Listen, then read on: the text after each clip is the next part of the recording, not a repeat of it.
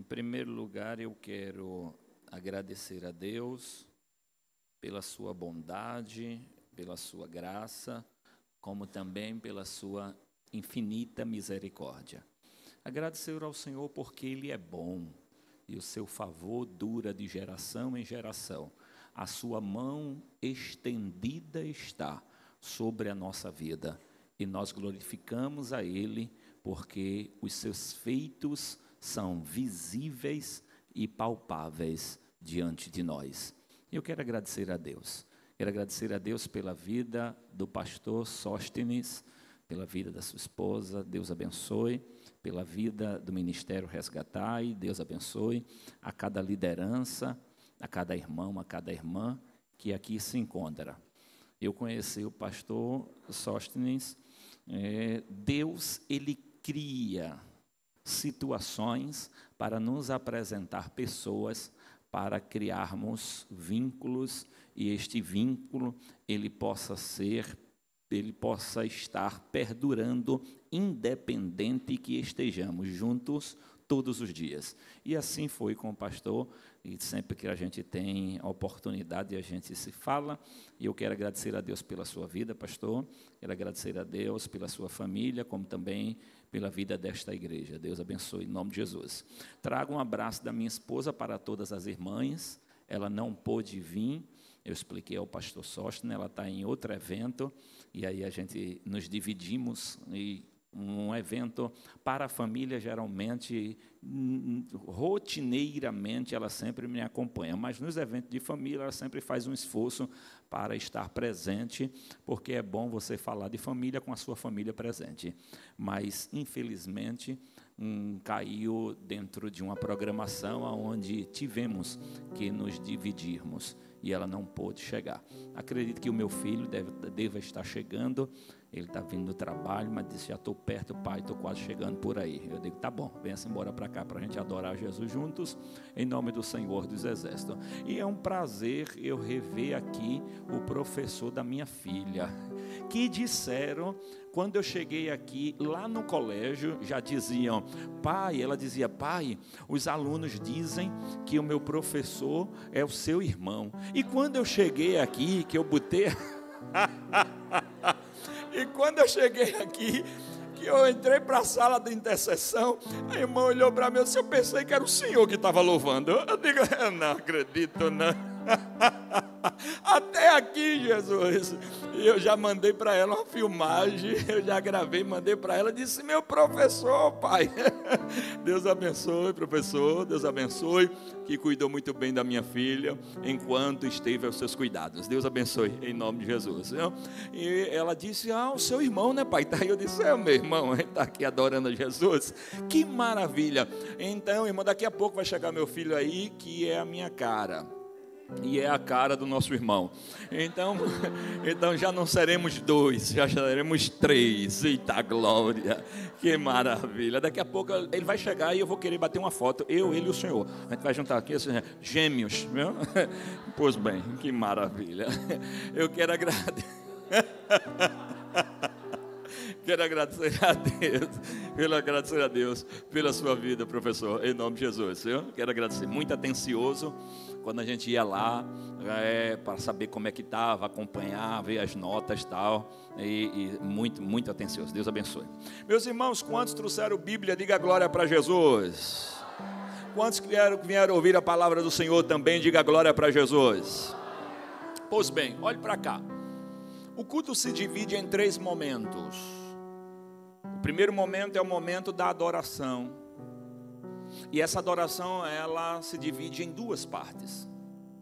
Através do nosso louvor e através do nosso ofertório.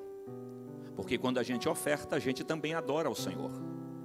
Porque a gente adora ao Senhor com tudo que nós temos.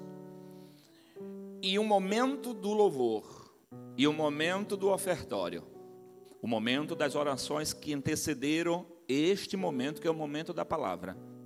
Tudo isso que fizemos até agora foi de nós para Deus. Tudo isso que entregamos no altar foi de nós para Deus. Porque primeiro a gente começa entregando a Deus, e depois Deus entrega para nós. Então primeiro a gente entregou para Ele a adoração, entregamos para Ele o nosso ofertório, o nosso louvor, as nossas orações, e agora não será da igreja para Deus, agora será de Deus para a igreja. Então até agora foi a igreja agindo, e agora será o céu reagindo. Você pode dizer para quem está do seu lado, diga para ele, diga para ela, diga: até agora foi você agindo, mas a partir de agora vai ser o céu reagindo. Então que você possa ficar atento àquilo que Deus tem para a nossa vida. Por favor, eu gostaria que você pudesse pegar a palavra do Senhor e abrir a Bíblia Sagrada no livro do Êxodo, capítulo de número 25, por favor.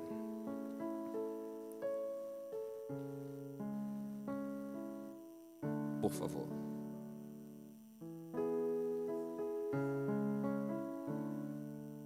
Capítulo 25.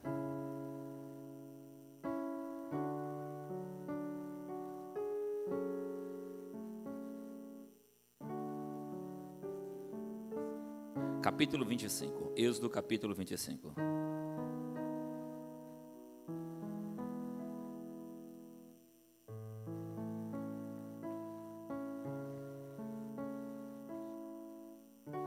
Êxodo capítulo de número 25. Nós vamos ler o versículo de número 30.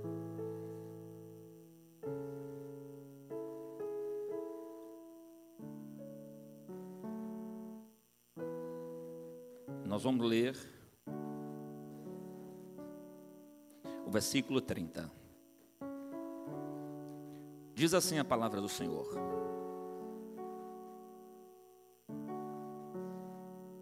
e sobre a mesa porás o pão da propiciação perante a minha face, continuamente. Vamos ler esse versículo no 3, todos juntos, por favor. 1, 2, 3. E sobre a mesa porás o pão da propiciação perante a minha face, continuamente. Em algumas traduções vai dizer o pão da presença. O pão da presença.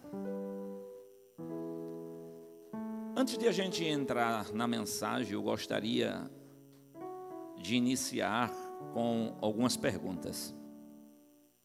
Só para você refletir. Só para aguçar a sua mente. Nós estamos numa conferência de família, e o tema que eu fiquei subordinado a ele é mesa, lugar da presença. Mesa, lugar da presença.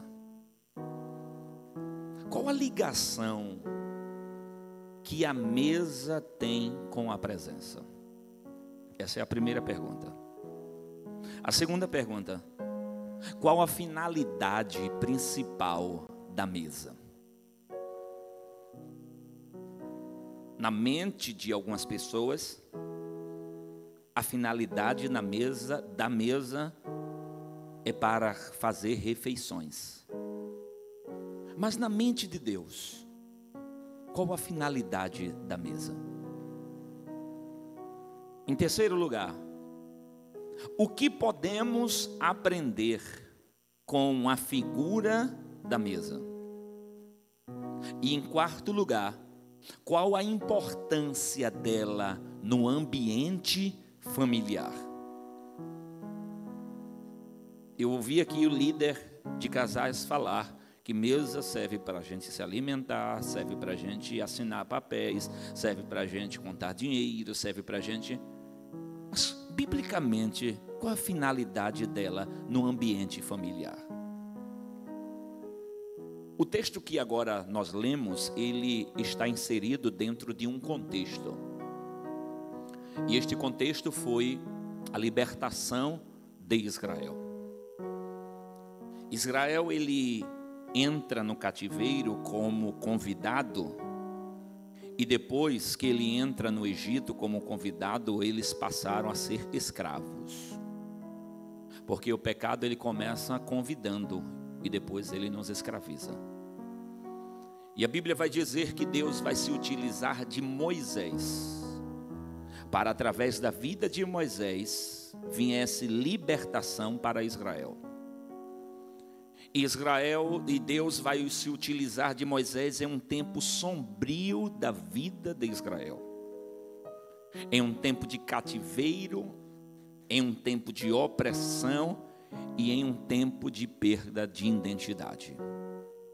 A Bíblia vai dizer que Deus vai se utilizar de Moisés com muita propriedade, e através de Moisés, Israel vai ser liberto do primeiro cativeiro, conhecido como cativeiro da sua mocidade, como disse o profeta Isaías.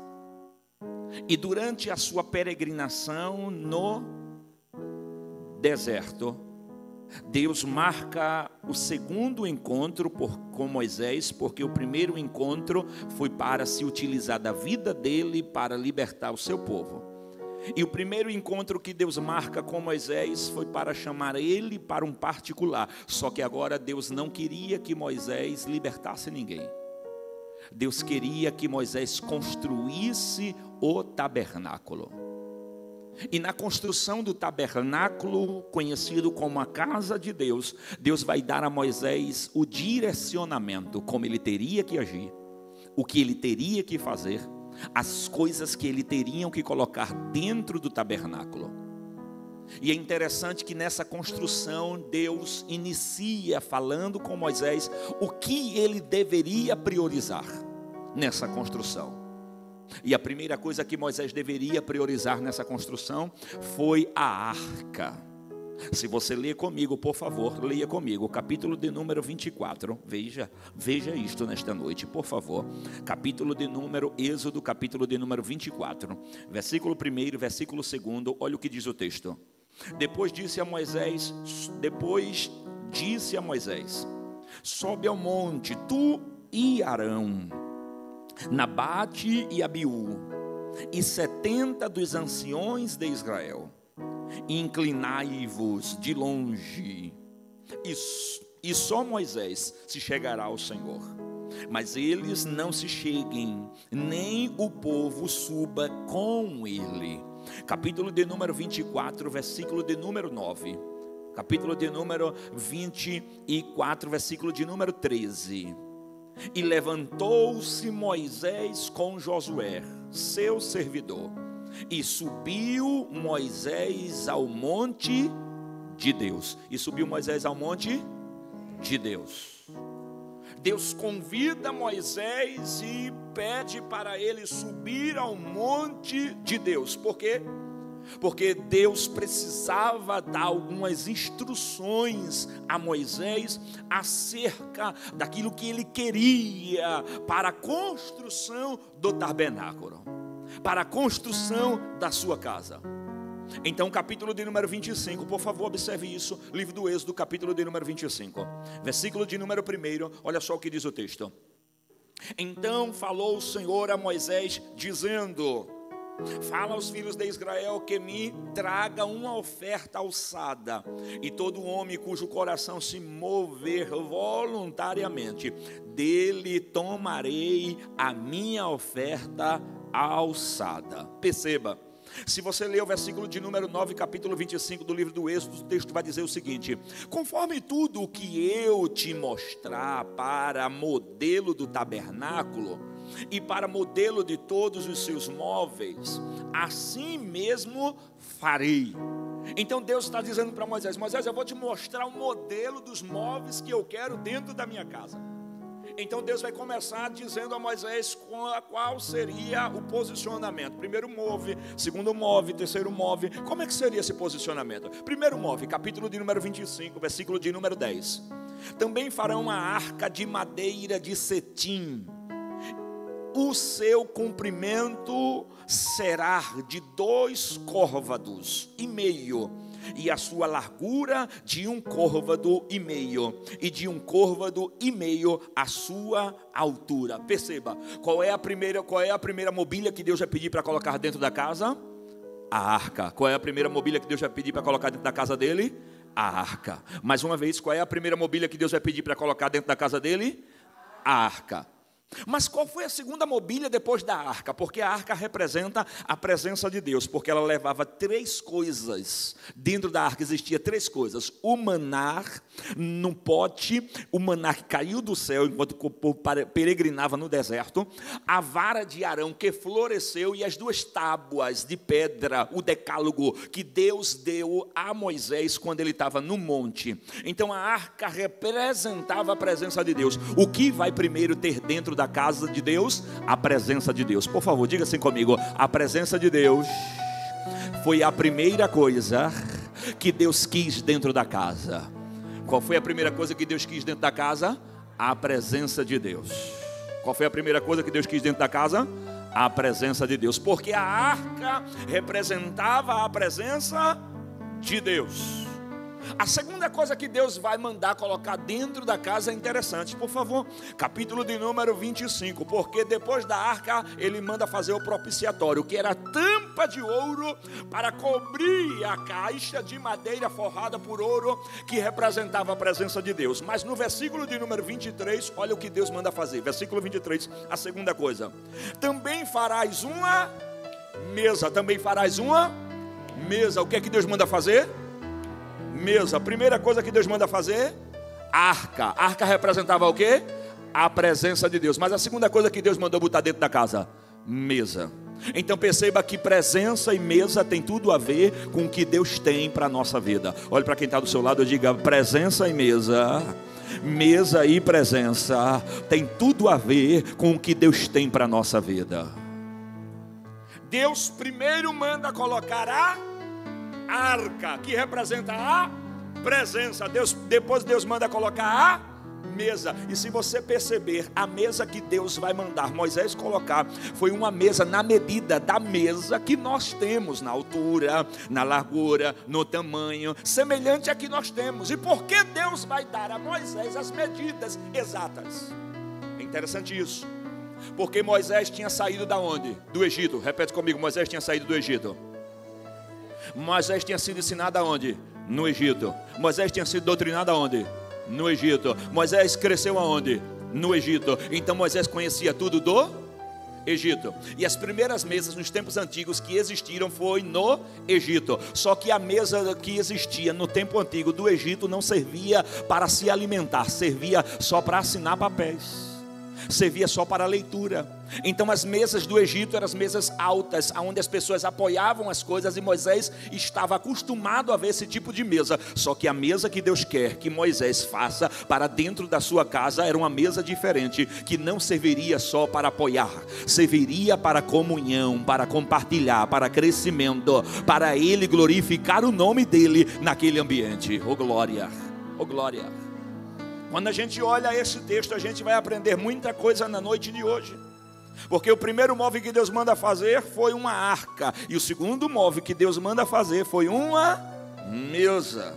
E por que Deus manda fazer em segundo lugar a mesa? Ele vai mostrar com isso a valorização, a importância da mesa dentro de uma casa. Dentro de uma casa. E quando eu falo de valorização da mesa, eu preciso ler com você o que está escrito no livro do Apocalipse, capítulo 3, versículo de número 20. Por favor, veja o que está escrito. Apocalipse, capítulo de número 20. Veja como Deus valoriza a mesa.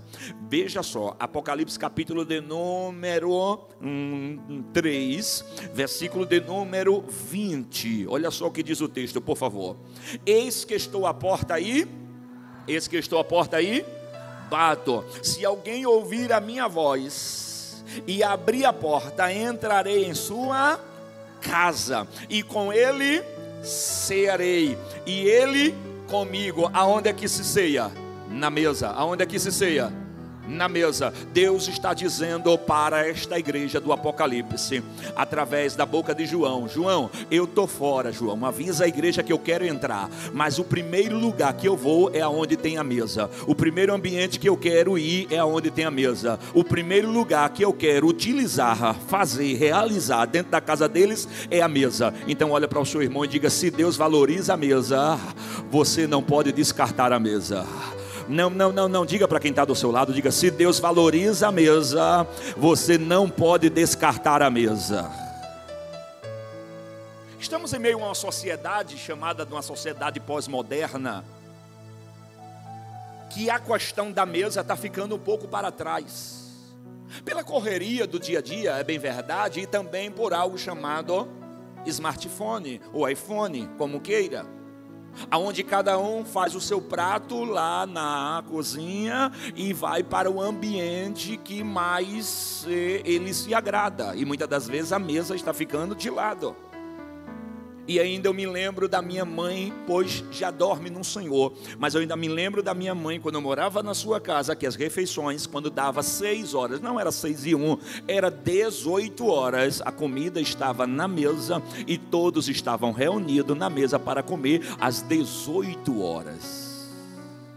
E a gente sentava à mesa, rodeava a mesa, e ali a gente não só se alimentava, ali a gente trocava experiências, ali a gente contava, a gente se abria, a gente sorria, a gente chorava, a gente dialogava, a gente até brigava por causa de um pedaço de comida. Então a mesa é um lugar que, irmãos, vai muito além de só fazer uma mera refeição. E é com essa proposta que eu vim na noite de hoje te mostrar, segundo a palavra do Senhor, que Deus valoriza a mesa, porque a mesa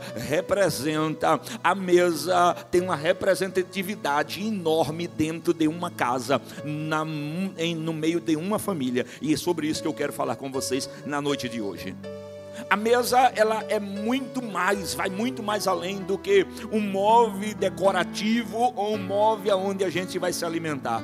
A mesa representa muito mais do que isso. E o tema desta mensagem é mesa, lugar da presença. Mas eu também gostaria de endossar, eu gostaria de dizer que a mesa é lugar de propósito. Olha para quem está do seu lado e diga: mesa também é lugar de propósito. Não toda igreja diga: mesa também é lugar de propósito. E não existe propósito sem a presença, porque propósito sem a presença, irmãos, a gente não está bem situado. Propósito com a presença de Deus é propósito direcionado para o céu. Leia Lucas, capítulo de número 24, versículo de número 30, por favor. Olha só o que diz o texto na noite de hoje. Lucas, capítulo de número 24, versículo de número 30. Lucas 24, versículo de número 30. Olha só o que diz a palavra do Senhor na noite de hoje. Capítulo 24, versículo de número 30. Diz assim a palavra do Senhor: e aconteceu que, estando com eles à mesa, estando com eles aonde? A mesa, tomando o pão e abençoando, o partiu e o deu. O partiu e lhes deu. Perceba, estando com eles aonde? A mesa. Agora olhe para cá. Você conhece a história a qual o texto está inserido? A história a qual o texto está inserido é os 2 discípulos no caminho de Emaús, que alguns vão dizer no caminho de Emaús, e eu digo no caminho para a mesa. Porque o texto vai dizer que, estando com eles à mesa, o Senhor vai se revelar quando chegou na mesa. O Senhor vai falar quando chegou na mesa. O Senhor vai se mostrar quando chegou na mesa. Mas o Senhor já estava com eles, ó. Já estava com eles, porque o Senhor já vinha caminhando com eles. Porque qual é o contexto dessa história aqui? Jesus disse que ia ressuscitar. Chegou o dia da ressurreição. Jesus não se apresentou a esses 2 homens. Esses 2 homens se inquietaram, saíram de Jerusalém e iam para Emaús. E num caminho Jesus vai atrás deles. Jesus vai aonde? Atrás deles. E quando Jesus pareia com eles no caminho, Jesus vai conversando com eles e faz algumas perguntas a ele. O que é que está acontecendo? Eu estou parafraseando. O que é que está acontecendo? O que ocorre? E ele diz: você não está sabendo não? E Jesus disse que ia ressuscitar, não ressuscitou. Hoje é o 3º dia e ele não apareceu. E a gente está saindo de Jerusalém, está indo para Emaús. Jesus está caminhando com eles e Jesus não se revela. Jesus está caminhando com eles e Jesus não fala quem ele é, e nem eles percebem quem Jesus era. Eles só vieram perceber quem era Jesus quando chegou na mesa. Jesus só falou quando chegou na mesa. Jesus só se revelou quando chegou na mesa. Porque a mesa é lugar de propósito, lugar de revelações. A mesa é lugar aonde Jesus se revela. Olha para quem está do seu lado nesta noite, por favor. Pega na mão dele aí, por favor. Segura a mão dele, aperta a mão dele um pouquinho para saber que ele está vivo. E diga para ele, diga a mesa é lugar de propósito, aonde Jesus se revela. Quantos podem dar glória para Jesus? Jesus esperou chegar aonde? Na mesa. Jesus esperou chegar aonde? Na mesa. Eu pergunto, você responde. Jesus esperou chegar aonde? Na mesa. Quando Jesus chegou na mesa com eles, Jesus pegou o pão, começou a partir o pão. E depois que Jesus partiu o pão, Jesus se ausentou, aí a ficha caiu. E o que ocorreu quando a ficha caiu? Vamos ler. Vamos ler, por favor. Capítulo 24, por favor. Versículo de número 31. Primeira coisa que aconteceu: abriram-se-lhes então os olhos. Abriram-se os olhos. Abriram-se o quê? Os olhos. Mas que olhos é esses? E porventura eles estavam com os olhos fechados? Claro que não. Porque esse olho aqui fala de entendimento. Então abriu-se o entendimento deles para saber o propósito que Deus tinha para a vida deles. Porque muitas das vezes Deus tem propósito para a nossa vida e a gente acha que Deus não tem. Só que Deus tem propósito para todo mundo. Ninguém está fora do propósito de Deus. Oh meu Deus, isso aqui é forte demais. Olha para quem está do teu lado, diga: Deus tem propósito para você. Diga de novo, diga: Deus tem propósito para você. O primeiro propósito de Deus para você é para você ser santo. O segundo propósito de Deus para você é para você chegar no céu. E o terceiro propósito de Deus para você é te abençoar aqui nesta terra. Alguém pegou isso aqui nesta noite? Alguém pegou? Então pega na mão de quem está do teu lado, levante a mão dele, levante a mão dele, diga: o primeiro propósito é para ser santo. O segundo propósito é para chegar no céu. E o terceiro propósito é para ser abençoado aqui nesta terra. Quem pega, abre a boca, aplauda Jesus e dá glória para Ele.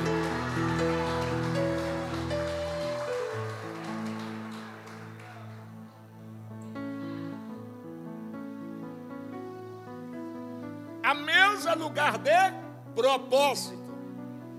Quando Jesus leva eles para a mesa, Jesus vai abrir o entendimento deles. Abriu-se os seus olhos, abriu-se o seu entendimento.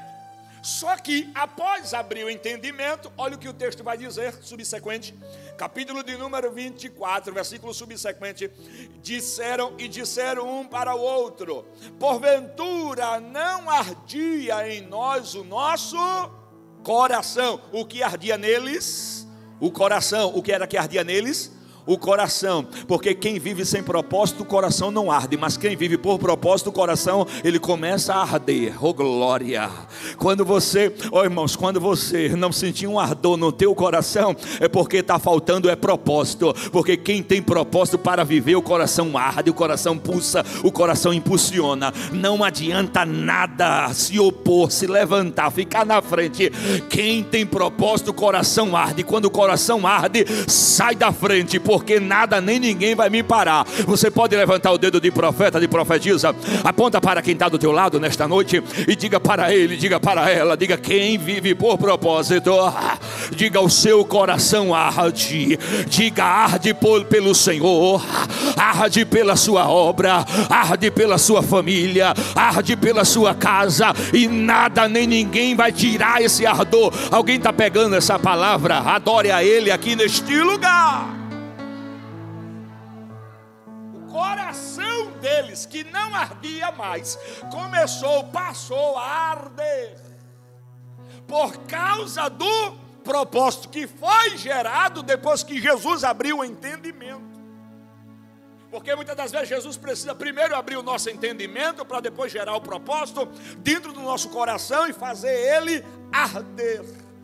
Aí o texto vai dizer, capítulo de número 24, versículo subsequente: e na mesma hora, versículo 33, e na mesma hora, levantando-se, voltaram para Jerusalém. Voltaram para Jerusalém na mesma hora, porque o propósito faz com que você volte atrás. O propósito faz com que você volte atrás. Se tem uma coisa que faz com que você volte atrás, é o propósito. Mesmo a dor, mesmo no meio da luta, mesmo no meio da adversidade, mas você coloca na balança o que? A dor e o propósito. Quando o propósito é maior do que a dor, você suporta a dor. Quando o propósito é maior do que a aflição, você suporta a aflição. Quando o propósito é maior do que a noite escura, você suporta a noite escura. Não adianta, alguém vai olhar de lá e vai dizer: tu ainda continua nessa família, passando pela aflição que tu está passando. Aí você vai abrir a boca e vai dizer: porque o propósito é maior. Tu ainda continua nessa família com essa adversidade, essa noite escura, é porque o propósito é maior. O propósito da minha família é maior do que qualquer luta que eu esteja enfrentando dentro dela. Eita Deus, oh glória. Pega na mão de quem está do teu lado, levante a mão dele, levante a mão dela, diga para ele, diga para ela, diga: qualquer aflição que você venha enfrentar, o propósito sempre será maior.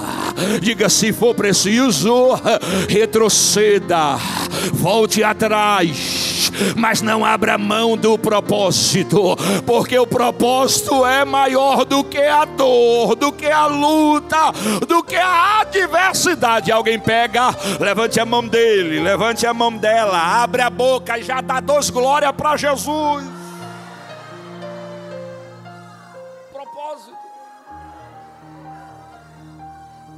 Eles estavam indo, mas Jesus chegou, trouxe eles para a mesa e disse para a mesa é lugar de propósito. Mas eu acabei de sair de Jerusalém, mas vai voltar, porque vocês saíram porque acharam que o propósito tinha morrido, mas o propósito continua de pé. Olha para quem está do teu lado, diga para ele, diga: eles acharam que o propósito tinha morrido, mas eles se enganaram, porque o propósito continuava vivo. O teu propósito maior é Cristo, ei. O propósito maior da tua família é Cristo. Ai, Jesus de Nazaré. O propósito maior da tua casa não é a porta de emprego, não é o carro. O propósito maior da tua família não é a casa com piscina. O propósito maior da tua família não é a conta gorda no banco. O propósito maior da tua família é Cristo, porque aonde tem Cristo tem presença, e aonde tem presença Ele dá. Ai, Jesus, oh, aleluia, aleluia, aleluia, aleluia, aleluia.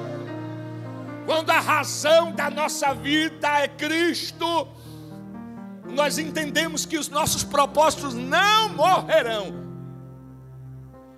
Os nossos propósitos não findarão, porque Cristo é aquele que traz a vida à tona, que faz o impossível acontecer, para que a nossa família continue de pé. Vai ter luta, mas o propósito é maior. Vai ter adversidade, mas o propósito é maior. Vai ter até vontade de desistir, mas o propósito é maior. Vai ter até vontade de separar, mas o propósito é maior. Vai ter até vontade de deixar, mas o propósito é maior. Jesus chama ele para o caminho da mesa. Repete comigo: caminho da mesa. Não foi fraco, diga: caminho da mesa. Então olha para o seu irmão e diga: não perde o caminho da mesa. Diga: Jesus está te esperando lá na mesa. Jesus está esperando na mesa. Em primeiro lugar, a mesa, ela tem propósito. A mesa, ela tem propósito. Segundo lugar, a mesa é lugar de provisão. Repete comigo: mesa é lugar de provisão. Não toda a igreja, diga: mesa é lugar de provisão. Eu não vim aqui para falar de provisão de pão. Até porque comer por comer, você pode comer em qualquer lugar. Eu vim aqui para falar de provisão dentro de outra perspectiva. não é sobre pão, porque a mesa é lugar de provisão, mas nem só de pão. Pois bem, e que provisão eu quero te apresentar na noite de hoje? Eu quero te apresentar o primeiro tipo de provisão. A mesa prover vínculo. A mesa prover vínculo. Lembra do que eu disse? A primeira pergunta, ou a segunda pergunta. Lembra da primeira pergunta? Qual a finalidade principal da mesa? Alguns, quando lembram da mesa, lembram de comida. Só que a mesa, ela provê vínculo. Leia comigo, por favor, o que está escrito no livro de Mateus, capítulo de número 26. Mateus, capítulo de número 26. Olha só o que vai dizer o texto. Mateus 26, versículo 20 e o versículo 26, por favor. Mateus 26, versículo 20 e o versículo de número 26. Olha só o que diz o texto sagrado. E chegando à tarde, assentou-se à mesa com os 12. Jesus precisava estabelecer um vínculo maior aqui, porque a sua partida está chegando. E mediante a sua partida, ele estabelece um vínculo com os seus discípulos, e ele leva os seus discípulos para a mesa. Porque o significado de vínculo é o que estabelece um relacionamento lógico ou dependente, ou uma dependência. Então Jesus está levando seus discípulos para a mesa para que eles possam entender que mesmo ele não estando, mas no meio deles, como não estaria, eles deveriam continuar dependendo de Jesus. A mesa, ela provê vínculo. Versículo de número 26, leia o texto. Enquanto comiam, Jesus tomou o pão, e abençoando, partiu e o deu aos discípulos, e disse: tomai e comei, isto é o meu corpo. Isso é vínculo. Jesus está gerando aqui um vínculo com os seus discípulos, e ele está gerando esse vínculo na mesa. Muitas das vezes as pessoas deixaram de ter vínculo dentro de casa porque vivem separados da mesa, e não há mais vínculo. E sabe o que é que faz com que a gente aguente a pancada? São os vínculos. Quando nós estamos juntos, reunidos. Por quê? Porque quando o ataque vier, não vai pegar só um, vai pegar todos, e a gente junto somos mais fortes. Pega na mão de quem está do teu lado. Pega, tá? Não, segura a mão da esposa, do esposo, do filho, sabe, do amigo. Segura a mão dele, segura a mão dela. Diga, isso é vínculo. Diga, isso é vínculo. Diga, a mesa gera vínculo. Diga, a mesa gera vínculo. Diga, e este vínculo faz com que a gente suporte. Puxa para a direita, puxa para a direita, puxa para a tua direita, puxa para a tua direita, puxa para ver se ele não vem. Agora puxa para a tua esquerda para ver se não vai. Puxa para a esquerda. Isso é vínculo. O inimigo pode atacar do lado direito, aí você tem alguém para te apoiar do lado esquerdo. O inimigo pode atacar do lado esquerdo, aí você tem alguém para te apoiar do lado direito. Alguém está pegando isso aqui nesta noite? Então olha para quem está do teu lado, levanta o dedo de profeta, de profetiza, diga para ele, diga, a mesa vai gerar um vínculo, que aonde o inimigo atacar, estaremos tão juntos, mas tão juntos, que seremos um em Cristo Jesus, e não haverá espaço para ele conseguir minar, entrar, penetrar. Alguém pega essa palavra e dá glória para Jesus. A mesa gera vínculo. O que a mesa gera? Em segundo lugar, a mesa provê sentido. Lucas capítulo 24, versículo 33. Diga comigo, a mesa, diga, produz ou provê sentido. O significado de sentido: orientação que se deve ou se pode seguir. Sentido significa direção. Olha o que diz o Lucas 24, versículo de número 23. Lucas 24, 33, perdão. Olha só. E na mesma hora levantou-se e voltaram para Jerusalém. Que mesma hora era esta? Na mesma hora que estavam na mesa. Eles estavam sem direção, mas quando Jesus trouxe eles para a mesa gerou sentido. Eles estavam sem sentido, mas a mesa gerou sentido, porque depois que eles chegaram à mesa, Jesus disse para eles: pega o pão que eu estou partindo, pega o pão. Jesus não falou para onde eles teriam que ir, Jesus não falou o que eles teriam que fazer, Jesus nem mandou eles voltar, Jesus só trouxe eles para a mesa. Muitas das vezes as famílias estão ficando sem sentido, porque estão perdendo o vínculo da mesa, estão perdendo o momento da mesa, porque quando a gente está na mesa, a nossa família tem sentido. Eu amo mais o meu esposo, eu amo mais a minha esposa, eu amo mais os meus filhos amam mais os seus pais,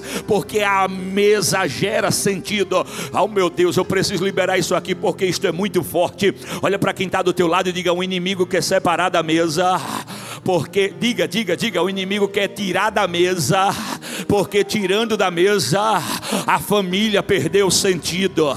Diga: porque é na mesa que nascem os projetos, é na mesa que nascem os pedidos de oração, é na mesa que nasce a comunhão. Alguém está pegando isto aqui nesta noite? Alguém está pegando? É na mesa que nasce o amor, cresce, engrandece, glorifica a Deus. Alguém está pegando isso aqui nesta noite? Oh meu Deus, oh meu Deus. É na mesa que nasce os maiores projetos de uma família. É na hora que a gente está lá na mesa se alimentando, e trocando uma conversa aqui, uma conversa ali, Deus dá um direcionamento, e a gente: vamos fazer isto, vamos fazer. E Deus dizendo: fui eu que dei a direção na hora da mesa. Na hora da mesa. Olha para quem estiver do seu lado e diga: o inimigo quer te tirar da mesa, porque na hora que ele te tirar da mesa, você vai perder o sentido. Diga: você vai perder a direção e você vai ficar sem norte. Mas na hora que você persistir na mesa, a mesa vai gerar em você sentido, direcionamento, crescimento, e o nome do Senhor vai ser glorificado. Oh glória! A mesa também provê diálogo. A mesa provê diálogo. O que significa diálogo? Fala em que há uma interação entre dois ou mais indivíduos. A mesa gera, promove diálogo. E sabe o que é que está acabando com as famílias? É o monólogo. Um fala e só um fala e o outro só faz ouvir. E não há mais o diálogo que existia abertamente antes. Porque as pessoas não estão mais preparadas para ouvir, só estão preparadas para falar. E a parte mais fraca prefere ficar calado para que aquele cordão não venha se romper. E muitas das vezes alguém está falando, achando que está tendo diálogo, mas só está tendo monólogo. E muitas das vezes isso não está resultando em benfeitoria para dentro da sua casa. Olha para quem está do seu lado e diga para ele: precisamos resgatar a mesa para resgatarmos o diálogo. O diálogo. A mesa é lugar de diálogo. Mas em último lugar, a mesa é lugar de restauração. Repete comigo: mesa é lugar de restauração. Mesa é lugar de restauração. Segundo Samuel, capítulo de número 9. Leia isto comigo na noite de hoje, por favor. Leia isto comigo na noite de hoje, por favor. Segundo Samuel, capítulo de número 9, versículo de número 6, versículo de número 7. Olha só, segundo Samuel capítulo de número 9, versículo de número 6, versículo de número 7. E vindo Mefibosete, filho de Jonatas, filho de Saul, a Davi, se prostrou com o seu rosto por terra e se inclinou. E disse Davi: Mefibosete? E ele disse: eis aqui teu servo. E disse-lhe Davi: não temas, porque de certo usarei contigo de beneficência, por amor de Jonatas, teu pai. e te restituirei todas as terras de Saul teu pai, e tu de contínuo comerás pão à minha mesa. Você conhece essa história de Mefibosete. Entretanto, eu preciso trazer algo dentro dessa história para você na noite de hoje. Porque a mesa é lugar de restauração, de restaurar comunhão, de restaurar alianças, de restaurar laços familiares. Mas a mesa também, ela traz algo quase imperceptível. A mesa é lugar de cura interna. A mesa é lugar de curas internas.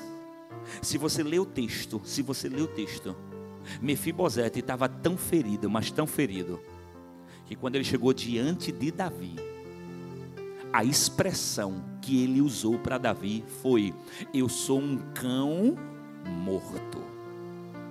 Ele estava tão ferido, mas tão ferido, que ele não via nele qualidade nenhuma.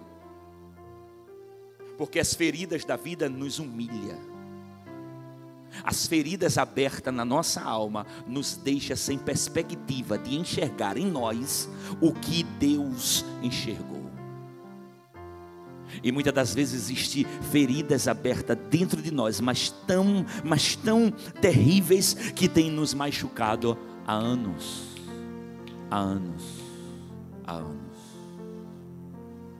Porque Mefibosete era para ser e era para estar em um ambiente melhor do que o que ele se encontrava. Mas as feridas da vida o levou para um ambiente negro da sua história. Só que chegou a oportunidade de restauração, e quando a oportunidade bateu na sua porta, ele disse para o seu rei, o rei Davi: eu sou um cão morto. Só que Davi estava trazendo ele para onde? Para a mesa. E ele era o quê? Aleijado de ambos os pés. E sabe por que ele disse: eu sou um cão morto? Porque segundo a cultura que foi implantada e a lei que foi implantada na época de Davi, na época dos reis, quem era aleijado não podia viver no palácio. Quem era aleijado tinha que viver fora do palácio. E Davi trouxe Mefibosete e disse: você não vai só viver no palácio, você vai comer na minha mesa, você vai estar no salão real. Você vai estar onde? No salão real. Porque a mesa que Deus prepara para a nossa vida, ela nivela todos nós. Não, eu vou liberar de novo essa palavra na noite de hoje aqui, porque é muito forte.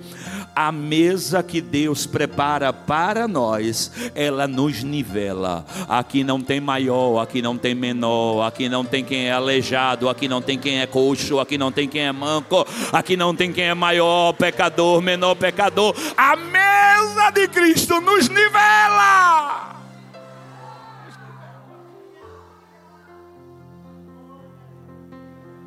A mesa de Cristo nos nivela ao ponto de nos curar espiritualmente, de nos curar de feridas emocionais, de nos curar sentimentalmente. Pega na mão de quem está do teu lado, pega na mão dela. Não, mas pega na mão dele, por favor. Olha para ele, olha para ela, diga: o Espírito do Senhor, Ele te trouxe para esta mesa nesta noite.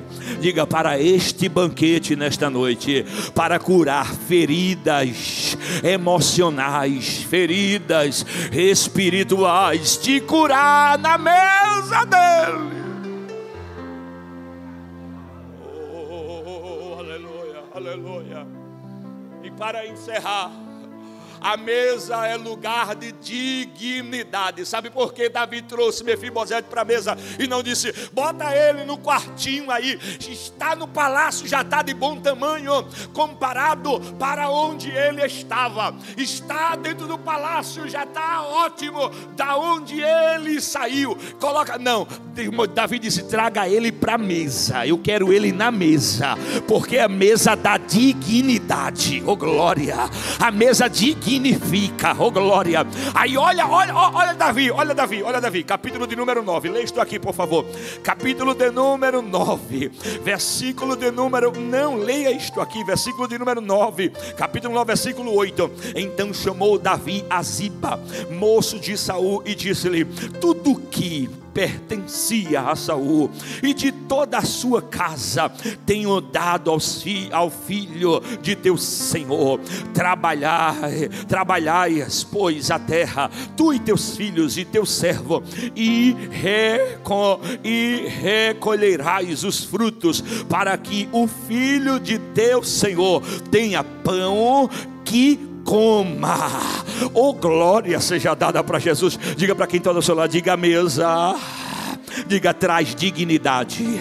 Diga, a mesa apaga. Diga, liberta. Diga, tira tudo aquilo que tenta nos escravizar. Oh glória, a mesa vai trazer cura interior, mas a mesa também vai trazer libertação do passado. Pega na mão de quem está do teu lado, levante a mão dele e diga, a mesa vai trazer cura interior, mas a mesa vai trazer libertação de tudo que nos aprisionava do passado.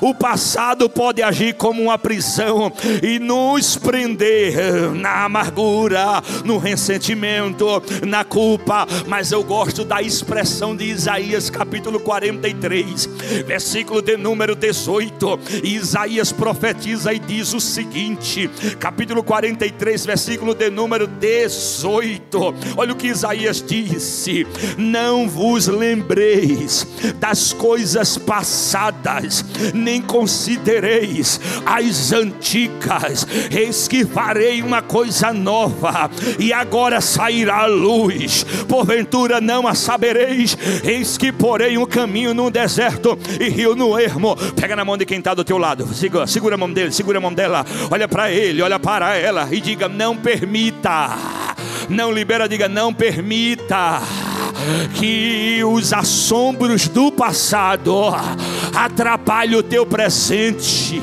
Diga: esteja no teu presente. Diga: o erro do passado tem que ficar no passado. Se trazer para o presente, vai atrapalhar o futuro. Na noite de hoje, Deus te trouxe aqui para te dizer: todo o erro do passado vai ficar lá, porque a mesa não vai deixar que isso te atrapalhe.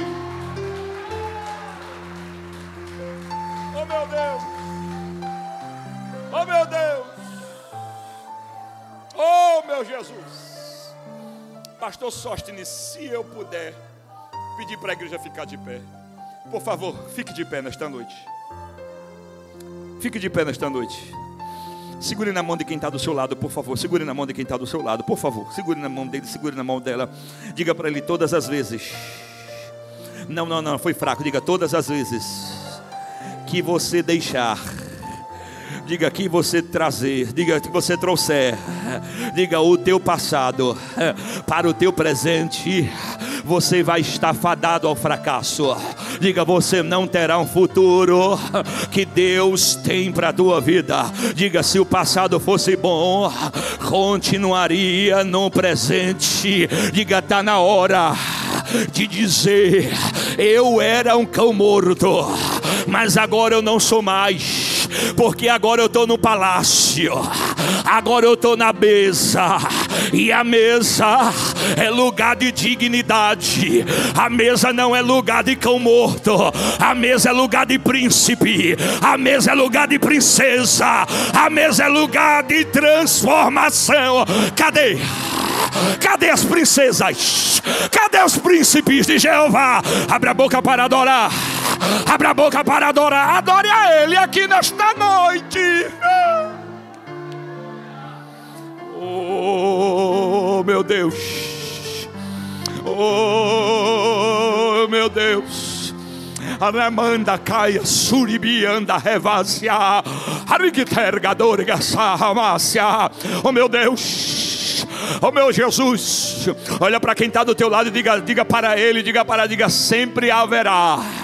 Libera, diga: sempre haverá algo para tentar te diminuir, te menosprezar. Diga, tirar a tua dignidade. Mas na noite de hoje, nessa conferência, Deus te trouxe aqui para te dizer: a mesa vai restaurar, a mesa vai te exaltar, a mesa vai te dar o que o mundo não pode dar. A mesa tem comida para nos alimentar, alimentar a alma, alimentar o espírito, alimentar. Levante a mão para adorar a Ele nesta noite. Adore a Ele. Oh, aleluia, aleluia, aleluia. Olamore guerra gassori midergasa, arabarga suri bianda rebasia.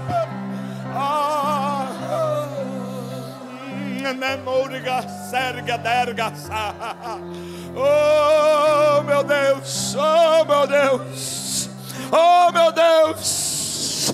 É por isso que Deus disse: Moisés, primeiro é a arca, a minha presença, e depois é a mesa. Porque depois que tu preparar a mesa, tendo a minha presença, então eu vou fazer o que tu menos espera, o que tu nem imagina.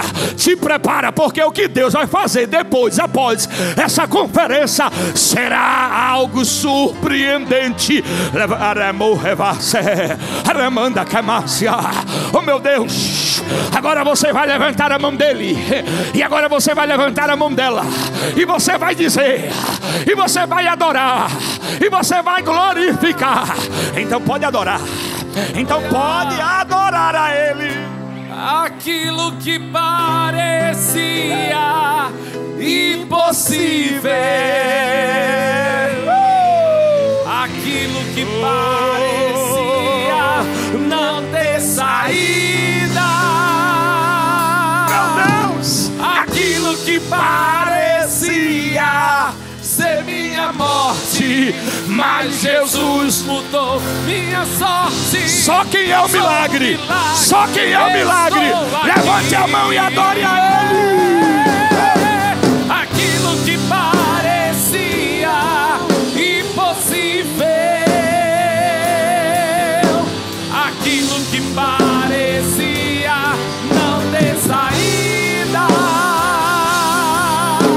aquilo que parecia ser minha morte, mas Jesus mudou minha sorte.